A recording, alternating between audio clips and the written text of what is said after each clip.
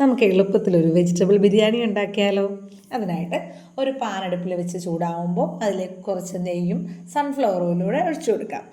അത് ചൂടായി വരുമ്പോൾ അതിലേക്ക് നമുക്ക് കുറച്ച് കറുവപ്പട്ടയും ഗ്രാമ്പും ഏലക്കയും കുരുമുളകും കൂടെ ചേർത്ത് കൊടുത്ത് അതൊന്ന് പൊട്ടി വരുന്നത് വരെ വെയിറ്റ് ചെയ്യാം. അതിനുശേഷം അതിലേക്ക് നമുക്ക് കുറച്ച് ഇഞ്ചിയും വെളുത്തുള്ളിയും കൂടി ചതച്ചും കൂടെ ചേർത്ത് കൊടുക്കാം.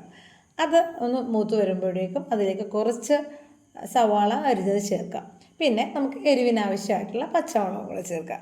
അതൊന്ന് വേണ്ടി വരുമ്പോഴേക്കും നമ്മൾ ചെറുതായിട്ട് അരിഞ്ഞ് വെച്ചിരുന്ന കിഴങ്ങും ക്യാരറ്റും ബീൻസും കൂടെ ഇട്ട് കൊടുക്കാം.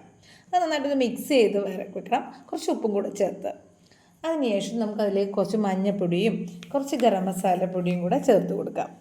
അത് നന്നായിട്ടൊന്ന് മിക്സ് ചെയ്ത് വരുമ്പോഴത്തേക്കും അതിലേക്ക് കുറച്ച് തൈരും ടൊമാറ്റോ പേസ്റ്റ് ആക്കിയതും കൂടെ ചേർത്ത് കൊടുത്ത് കുറച്ച് മല്ലിയിലയും പുതിനയിലയും കൂടെ ചേർത്ത് കൊടുത്ത് നന്നായിട്ട് മിക്സ് ചെയ്യാം. അതിലേക്ക് കുറച്ച് വെള്ളം എന്നുവെച്ചാൽ 2 ഗ്ലാസ് അരിയാണ് എടുത്തിരിക്കുന്നത്, അതിന് 3 ഗ്ലാസ് വെള്ളം ഒഴിച്ചു കൊടുത്തു. എന്നിട്ട് തിളച്ച് വരുമ്പോഴേക്കും നമ്മൾ കഴുകി വൃത്തിയാക്കി വെച്ചിരുന്ന അരി ഇട്ട് കൊടുക്കാം. അതിനുശേഷം അത് നന്നായിട്ട് തിളച്ച് വരുമ്പോൾ ഒന്ന് ഇളക്കി കൊടുക്കണം. നമ്മൾ ചെറിയ തീയിൽ വെച്ച് വേവിക്കുക. അപ്പോൾ നല്ല ടേസ്റ്റി ആയിട്ടുള്ള വെജിറ്റബിൾ ബിരിയാണി റെഡി ആയിട്ടുണ്ട്. കുറച്ച് മല്ലിയിലയും പുതിനയിലയും കൂടെ ഇട്ട് നമുക്ക് സെർവ് ചെയ്യാം.